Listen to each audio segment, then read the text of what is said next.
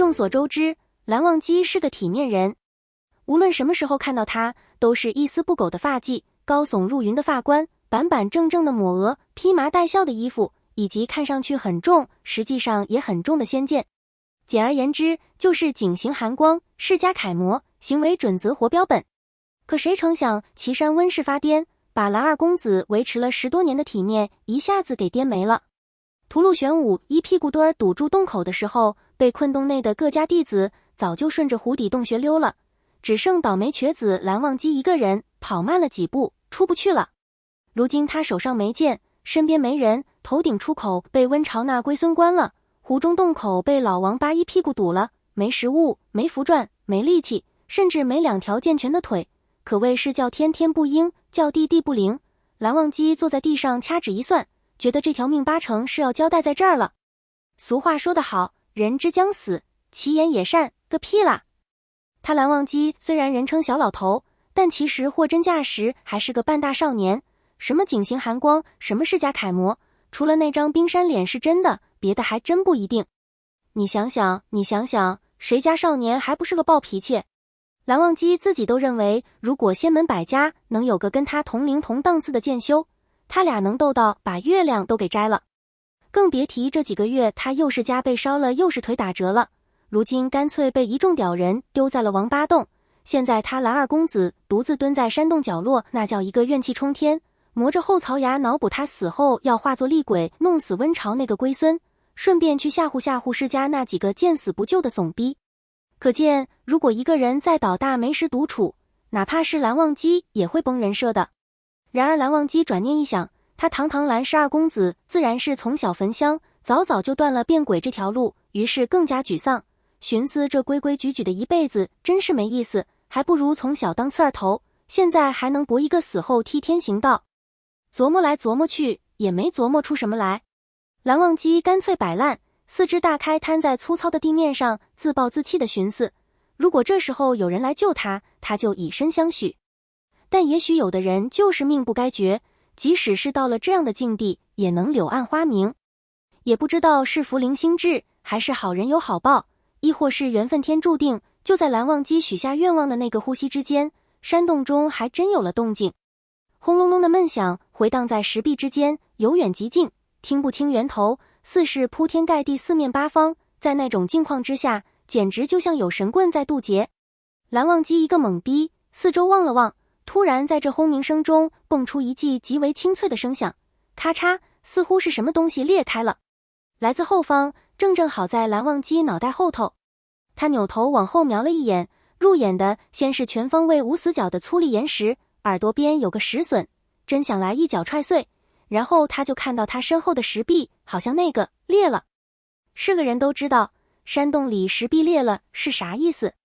蓝忘机大惊失色，求生本能启动，抱着伤腿一个打滚。就在那千钧一发之际，轰，咣当，咚，噼里啪啦，噼里啪啦，动次打次，动次打次 bang。一息之间，小半个山洞被炸了个稀碎。这下别说蓝忘机了，就连屠戮玄武都惊了。从飘着尸体的湖水里探出一个王八头，人头大小的一对绿豆眼中透露出迷茫，大概这货活了上千年，真没见过这种阵仗。蓝忘机惊魂未定，不仅腿疼脑壳疼，耳朵更是被爆炸整得嗡嗡的，和老王八一起猛瞪爆炸现场。这时从被炸飞的石壁后头走出一个人影来。在很多年以后，蓝忘机依旧能够回忆起这场出狱的每一个细节。山洞塌了一半，蓝忘机在最后关头本能的运气护体，勉强保全了自身，随后在碎砾中抬起头，看到一方绝境被这震撼天地的爆炸硬生生掏出一个口子来，外头清风裹着花草香徐徐涌入，当去了连日的疲惫与绝望。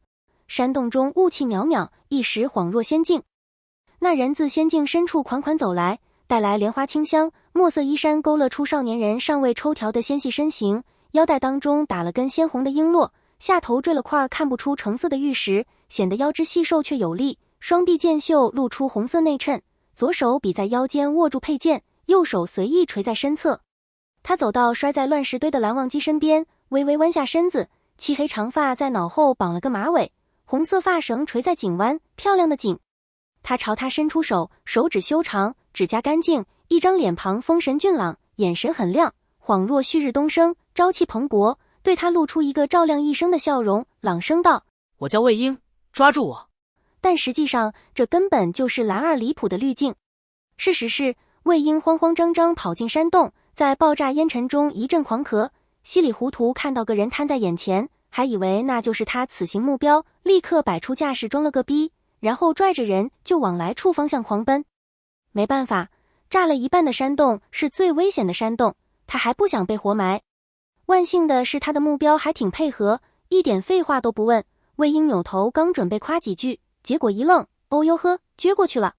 没办法，只能把人扛在肩上继续狂奔，顺着炸出来的通道奔到洞外。接着魏婴就和带着人徘徊在口子外的温巢撞了个正着，两边大眼瞪小眼，一时气氛有些尴尬。魏婴咽了口唾沫，非常真诚地问：“是温二公子吧？您老人家干嘛呢？”温巢根本不认识眼前这个小白脸是谁，只是被这人满脸真诚给忽悠住了，还真老实回答：“怎么就炸了？太奇怪了，绕过来看看。”魏婴哦了一声，继续问：“那爆炸前，温二公子在干嘛呢？”温巢继续做老实人：“在原来的出口堵人呢，出来一个杀一个。”魏婴恍然大悟：“原来如此，玩打地鼠呢，太酷了！可是已经结束了，洞里没人了，可能都从别的出口跑路了。”温巢一愣，然后开始跳脚：“可恶，我要让爹爹把他们都杀光！”魏婴大力点头：“没错，太可恶了！”然后大手一挥，撒下满天爆炸符，火速跳上仙剑溜了。那些起爆符都是魏婴自己研发并亲手绘制的，保守点说，一张顶3张，那么劈头盖脸一炸呀，直接把温巢一行人连同王八洞一起炸成了渣渣。蓝忘机醒过神来的时候，发现自己被一根绳子拴在一把仙剑后头，就是那种前面站了个人操控仙剑，他2条胳膊环着前头那人的腰，手腕处绑了根绳的那种拴。这种拴法显然并不是为了限制自由，而是为了防止他这个昏迷的人从仙剑上掉下去。仙剑飞在高空，那是真的高，反正他蓝忘机一般不会飞那么高。此刻蓝忘机目瞪口呆，大脑空白，努力回忆着昏迷前发生的事儿，任由高空的妖风卷起身前那人的马尾辫，狂抽他的脸。等巴掌肉被抽得生疼，才反应过来应该躲躲，努力仰着脖子，把那一头透着莲花味的秀发吐出嘴巴。伤腿已经疼麻了，后仰着脑袋，转过眼珠子，看看脚下场景，发现他们已经飞得老远，完全不在岐山了。蓝忘机有点懵逼，总算回忆起王八的事儿，于是开始思考这个救了他的少年到底是谁。此人绝非世家弟子。他的双手就在少年腰间，掌心下的衣料算不上多好，若是在他们姑苏蓝氏，只有新入门的外门弟子才会穿这种料子的校服，没有世家弟子会穿此等衣服，哪怕是他本人落魄至此，身上这身东一个口子西一条裂纹的抹布也是上等的布料。可这位魏公子所执仙剑并非凡品，一身灵力，意识充沛汹涌，可见修为颇高，绝非庸人。那他到底是？蓝忘机思索着，手掌下意识捏了捏，然后一直飞得稳稳的仙剑忽然就开始毫无征兆的乱来，简直高空大回旋。蓝忘机拴在对方的腰上，被甩得差点晕剑。这位道友，那个叫魏婴的少年一把抓住蓝忘机紧紧抱着他腰肢的手掌，回过头气愤地说：“高空可不兴挠痒啊！你们云梦江氏竟然有这种爱好吗？”1个时辰后，2个年纪相仿的少年蹲在不知道哪个林子的树洞里，一个茫然，另一个更茫然，总算搞明白了事情是怎么回事。所以说，蓝忘机半睁着眼睛，生平第一次知道什么叫乌鸡罢鱼。魏公子是散修，受云梦江宗主所托，来岐山给江公子送法器。魏婴一边给蓝忘机的伤腿裹纱布，一边点头。啊对，江宗主觉得没法器在岐山肯定要吃亏，可是又不敢明目张胆和温氏对着干，所以就找我这个非世家人士来干活。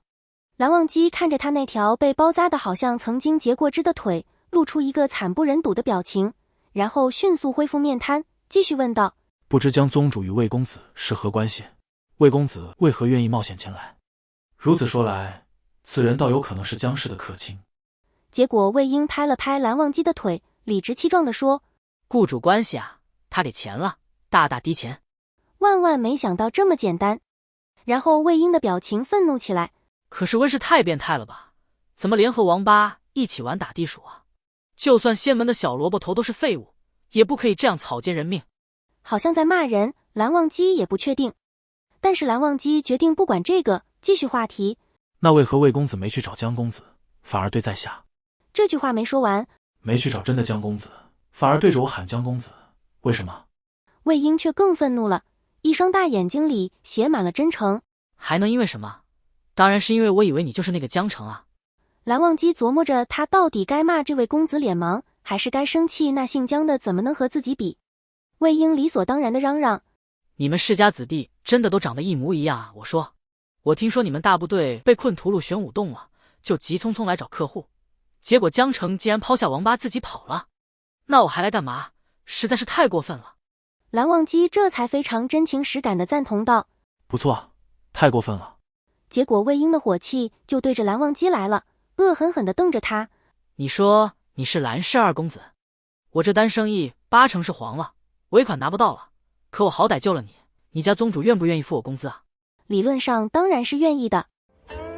如果你喜欢我分享的小说，请点击订阅频道，你们的观看是我剪辑影片的动力，感谢您。